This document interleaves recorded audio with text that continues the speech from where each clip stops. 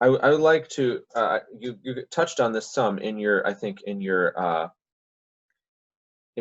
introductions, your opening statements, but I'd like you to focus in particular on uh, the need for the current protests when they began. We're talking here, I guess you could really focus on either on the Black Lives Matter movement or on this most recent round of protests that began about late May uh, and leading up to the death of George Floyd. So, do you why?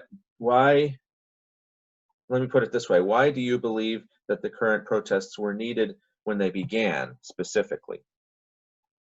Well, the reason that I believe that is that when there have been videos of police brutality before, but what was happening is that there's not much accountability for it. Mhm. You have um, so you have the one instance, the one that I personally saw, um, where you have an officer shoot someone in the head, and there was nothing. He was not held accountable for that. And we're talking about things like tickets.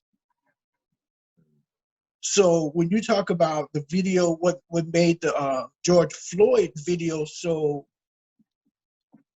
energized is the fact that we actually saw 9 minutes of someone being killed.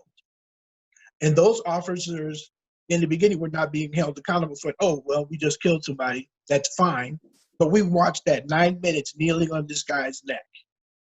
Now we've got the protests out there, which started out peaceful. But in my opinion, I don't agree with the violence, but a kick dog will eventually bite you.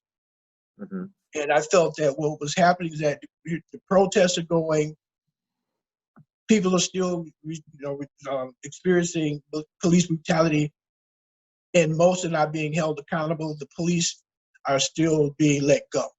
Okay. And I don't believe every police officer is bad.